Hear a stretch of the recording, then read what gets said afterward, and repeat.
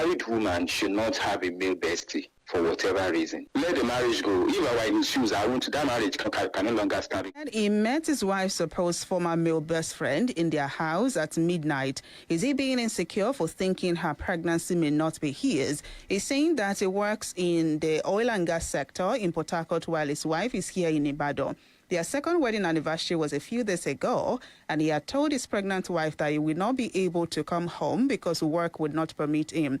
But what the wife did not know was that he was planning a surprise visit, and when he got to their house in Ibadan around 12 midnight due to some delays, he could only open the gate with his key, and he had to call his wife to open the house door while he kept knocking. It took about 15 minutes after the call before the wife opened the door for him.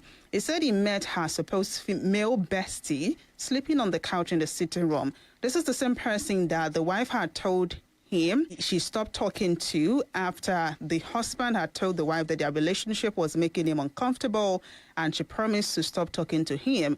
Since she made that promise, the man said the wife talks bad about him and how the best friend is a snake, and he was surprised to see quote unquote a snake in their sitting room.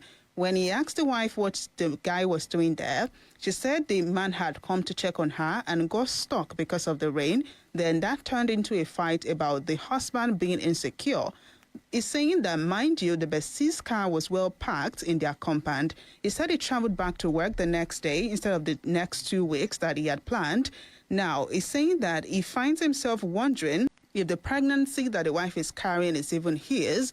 He's saying he thinks it's done with the marriage. How can he trust a woman who said all those bad things about a supposed former best friend that he met in their house in the midnight? Why lie to him? Is he overreacting? Is he being insecure? We should please advise him. So your male friend came and slept in your husband's house overnight. What if the man did not come that night?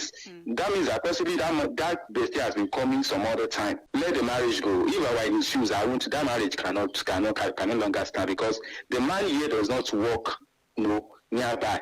This is not like a distance marriage. Yeah. And one of the issues with distance marriage is the issue of trust. So the man can no longer trust that woman. There are different things that she could have done. She could have kicked against the ultimatum. She could have tried to convince the husband, find a middle ground. The deception in itself, the deception that I've stopped the communication with my male best friend. Do you think that a marriage can survive that level of deception? That's a great lie. And if I were the man, it's over. There's no second chance. Because... What if the child is yours? Good, if the child is mine, the marriage continues. She gains my trust. But she will still be in Ibadan, you'll be in Port Harcourt. And the best friend will be in Ibadan. We'll find a way to sort it out. He must conduct that DNA test. People who are in this relationship, I don't think they need to inform their partner before they come. I don't think that's another solution I'm bringing. Just arrive unexpectedly. Is enough to shake trust in a marriage. And being long-distance marriage definitely complicates it more. There has to be an attempt to have a conversation with the wife. If she keeps deflecting, does not acknowledge how all of this makes the husband feel, even if a DNA is done, he has to ask himself if that is what he would want for himself long term.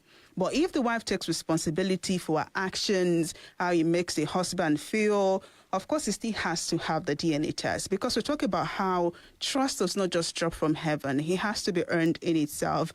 And if the child ends up being the husband's child, professional counseling can help in finding a middle ground and what can make them stronger as a couple, possibly somebody relocating, finding a middle ground when it comes to our friendships. Because another thing is, we didn't consider how many friends she has around. And we talked about loneliness that comes with long-distance relationship in itself. But if the child does not belong to this man, I think that's the most obvious proof of a suspicion already.